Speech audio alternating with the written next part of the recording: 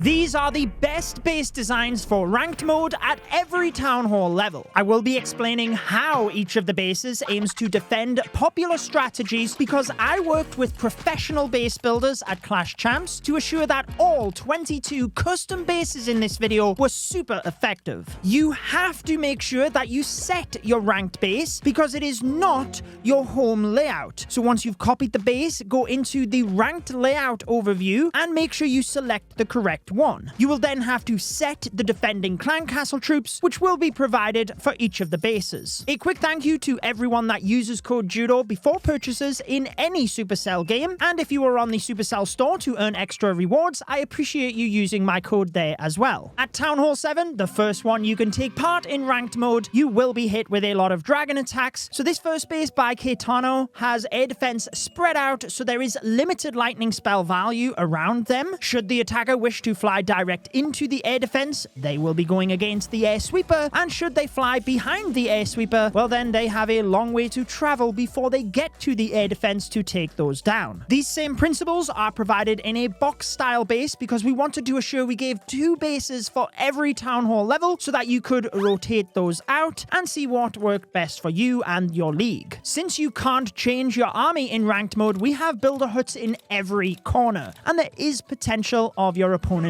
time failing, which would give you the defense, more trophies, and that's exactly what you want. At Town Hall 8, whilst both bases have a defending furnace, you don't need this donated per se because, like I said at the start, you set that when selecting your base layout. You will be attacked with a lot of hog riders, but mainly dragons at Town Hall 8. Both bases defend both of these. First one, I'll explain the dragons. It's much like the Town Hall 7 approach. There is limited lightning value around the air defense. Archer towers are split from that, but you have to have the defending archer queen now that that's available at Town Hall 8. It's way more powerful. Even if your queen is level 1 and your king is maxed, go for the archer queen. Now let's explain how these bases aim to defend hog riders. With this second layout as an example, the spring traps and giant bombs are set in locations to maximize their impact versus hog riders, so you will notice there is no traps next to the defending archer queen because that is commonly where a lot of people will move in with a small kill squad before sending in the hog riders, and that is then where we have the traps to help you defend. At Town Hall 9, you might be hit with some ground armies. We've got techniques built into the design in order to help with that, but you're still going to be hit with a lot of dragons, so there is limited lightning value around the air defense. Should someone have paid attention to my best ranked attack strategy video, where I recommended lightning spells and witches, they'd be concentrating on lightning spells versus splash defenses. And notice that we have mortars to the outside of the base in order to try and take down skeletons as witches are moving down the flank of the base. At Town Hall 9, one of the heaviest hitting defenses is the multi-gear archer tower. So that is centralized in the base to make sure that we can provide as much damage as possible for you. This is exactly the same in the second Town Hall 9 layout, this time surrounded by Tesla as well to try and preserve that multi-archer tower for a little bit longer. So if you do have that defense, make sure to set it in the center of the base. This one is an anti-2-star design where you're trying to protect the town hall. The first layout was an anti-3-star where you're giving up the town hall to more effectively place the defenses. That way you're aiming to defend the 3-star, which might work better for you the higher you climb in the leagues when you're being attacked by more skilled players. Moving to Town Hall 10, a lot of the principles from Town Hall 9 are similar. There's just some subtle differences. So in this first base, we do still have limited lightning value around air defense. That's something you're going to see throughout the bases because dragons in ranked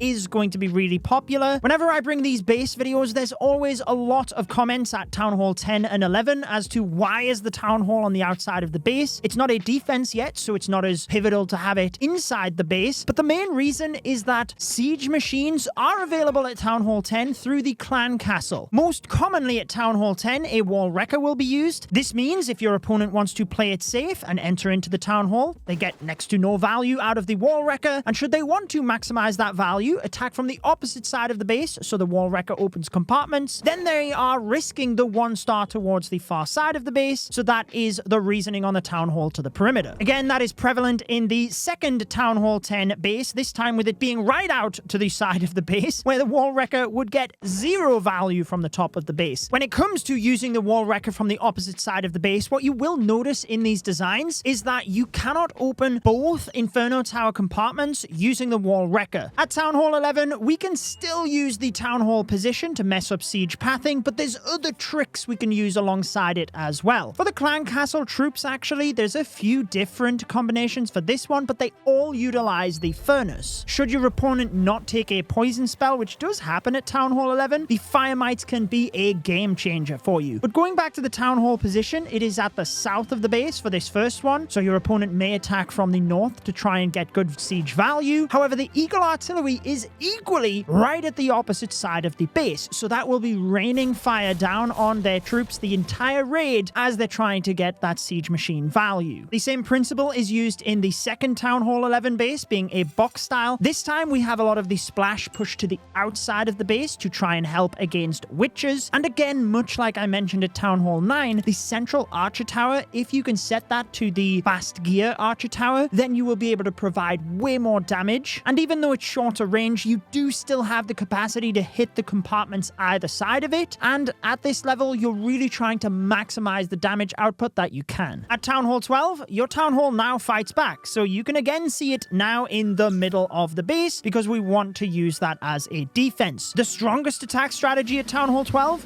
is the fireball, and that is why you see defenses spread quite a lot throughout this base. It means there is limited fireball value, means that your opponent gets less spell value on these as well, whether that be heal or rage spells. But equally, freeze spells, you can't freeze multiple key defenses using just that one spell, since things are spread out that little bit more. The second Town Hall 12 base equally follows a lot of these principles. Ring style base, Town Hall in the center. If it was a wall layout, even though the Town Hall fights back, you still tend to have it more towards the perimeter, because in that setting, you're trying to defend against the 3-star. However, in ranked mode, where you can't change the army, you do have a lot better success in defending that 2nd star, plus the trophy differential is massive, so that is why we're trying to defend that 2nd star as much as possible. At Town Hall 13, as you're probably starting to see, principles transfer through Town Hall levels. It's just that with new defenses, new attack possibilities, there are differences as you move up through the levels as well. So for Town Hall 13, a lot of what I just said, limited fireball value, difficulty in creating troop pathing, limited spell value. However, now you have the possibility of a Royal Champion charge. That is why you see a lot of the giant bombs in the compartments where it's likely that a charge might be, and also there's limited high value defenses together, so that equally it's hard to create that pathing or to get great value. Dragon blimp attacks are also very popular at this level, so you will notice there's very limited defense value around the Town Hall. A lot of people like to use clone spells. Should they do that on the balloons would have to backtrack towards the scatter shots. Meanwhile, the sweepers are pushing them around. They're taking that splash damage, so it's very hard to get good value there. Whilst you see this in the second base design from Loop as well, limited value around that Town Hall. We used to use tornado traps next to the Town Hall to try and bait the battle blimp, but now with the electro boots, that has to be used towards the perimeter so that you can limit Royal Champion charge value. So that's why you notice with the Teslas, the giant bombs across the left of the base with the scatter shot, trying to make sure that we can limit value the Royal Champion gets there and potentially not make that defensive pathing that they want. At Town Hall 14, Pato built this one. He's competing in the World Championship Finals under Elevate, but you might notice that alongside the layout, traps become one of the most pivotal things at actually giving a defense. Check out the 2 scattershot compartments. This aims to not only defend the Royal Champion charge, but also any mass attacks like Hog Riders would be diving straight into that location, and should your opponent not be careful, they could lose all of their troops before the attack has even begun. Figure of speech, but the same thing aims to happen happen at the north of the base where you see red air bombs stacked together. This is all to try and take out the healers, because any ground smash attack, you want to try and eliminate the healers so there is no healing on the ground troops, and then they can start to fizzle out towards the end of the raid. There's naturally a couple of seeking air mines further north to this, which aims to get rid of any cocoa loons, and then the healers have a better chance of hitting that red air mine farm and literally wiping them all out. The second Town Hall 14 base is a box style. These have always been tricky to attack around the Town Hall 14 and 15 level. This was equally set up to be difficult for queen chargers because that is still very popular at this level. Battle blimps towards the town hall, limited value. They have to go in towards the sweepers. But again, when it comes to more ranked bases, when you don't know who's going to attack you, you're trying to defend so many different variants, you do have to make sure the bases can defend a variety of attacks, so it's getting that good balance between ground and air defense. At Town Hall 15, we again have two styles of bases for you. I really like this box base from Aquiles. I do want to thank Clash Champs for the hard work they've put in building these bases. One reason I like working with them, aside from the pro bases they sell, they have a ton of free bases available via their website or app, so I'll leave a link to those in the description. At Town Hall 15, though, you now have to be careful about route riders. So I want to showcase a little bit of how we aim to defend those. Look at the defenses in the center of the base and notice how surrounding those defenses are non-defensive buildings. Lots of storages, the clan castle, or even that dead space either side. That means that route riders could very easily get caught on the perimeter of the base if your attacker was not careful in cutting the defensive funnel. A lot of the time, players will try and do that via a royal champion dive. However, at 6 o'clock, where that could be a prime target, as people do like to try and get in towards the monolith, we have all of the bombs to try and catch them out. Moving to this second base, you will see that same technique applied, so I wanted to highlight some other things. Poison spells will always give you good value, so having them on the flanks like this is a safe bet for consistency, which is important when you're in ranked mode and you're going up against a lot of different players. There's not a lot of fireball or lightning value available on this base. Likewise, we've been careful to make sure that the flame flinger cannot be set up easily, with expos covering each corner. The defending heroes make it hard to snipe off defenses as well. So there's a lot of tricks that you can use when building a base to try and defend a wide variety of strategies. There will be some players that can outsmart this, but when you have multiple defenses each week, you really want to try and defend as consistently as you can, and that's what these bases aim to do. At Town Hall 16, you will be hit with a lot of route rider attacks, you will be hit with a lot of extensive royal champion charges, so we tried to cover both of those avenues in these bases. And one thing I haven't mentioned that we've been trying to do is assure that there's two different styles of bases for you depending on the league that you're in. So this first one is a rage tower base. If you get extremely high up in the leagues and you're coming against very good players, they'll probably be able to counteract this a little bit better than the second Town Hall 16 base we go to. However, for this one, even if you're in the Electro Leagues with modifiers, the Rage Tower damage output is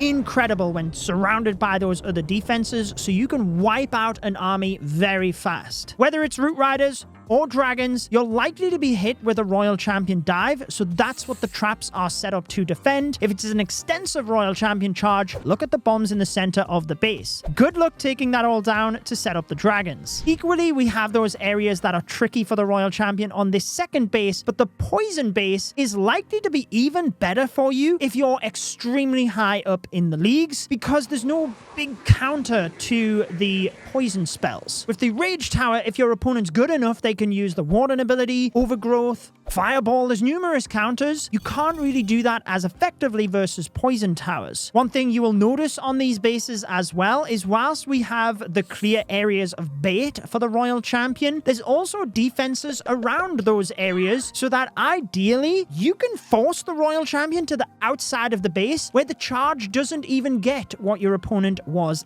thinking. In war attacks, it's a lot easier to plan out exactly where your royal champion will go defense to defense. It's not as easy when you only have 30 seconds to scout in ranked mode, and that's where we have Tesla as well to try and redirect the royal champion and force her in the wrong direction. Any of the bases in this video as well, by the way, could absolutely defend well in war attacks. Naturally, with any base, there's a higher likelihood of it getting 3-starred in war because your opponent can tailor the army, they can plan the attack, but these bases would absolutely serve you well, so feel free to use them in any different game mode, and best of luck defending. At Town Hall 17, we have 2 tried and tested bases for you, because with Clash Champs Legend Leaders subscription program, they track the bases that everyone in the program uses to make sure that you can have the best bases to defend. So if you are interested in signing up to that paid service, I will pop a link to Clash Champs in the description. Their pros have worked hard to build every base in this video, so thank you for the help.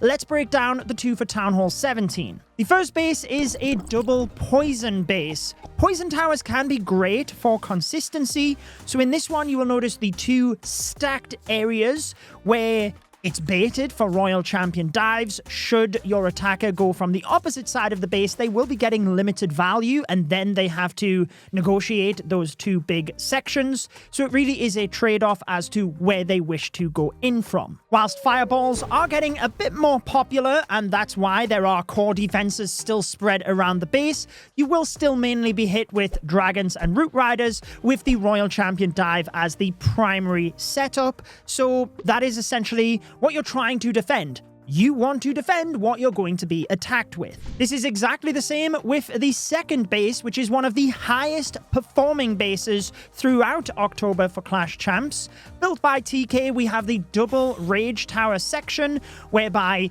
even if someone fireballs that area or starts their charge in that location, the Town Hall is at the opposite side of the base, and we have that annoying hook tower at the top as well. I am personally counting the days until that gets removed. But again, it is very tricky for someone to get great value with the Royal Champion dive. The 2 hotspots are covered with a lot of traps, so even if they keep the Royal Champion alive, there's a good chance the Spirit Fox goes down. You might be asking about the red air mines right to the side of the base, but this is one of the advantages of testing the bases on a larger scale, is you can see the common entry points, and if you can knock those healers down early, well then the attack could give you a massive defense, which is exactly what you need in this current ranked system. Legend League, it's always been important, but now whether you're in Electro Leagues, Dragon Leagues, whatever, it doesn't matter. Defense is pivotal. Even if your opponent gets the 2-star, if you can keep the percentage down, you will get way more trophies,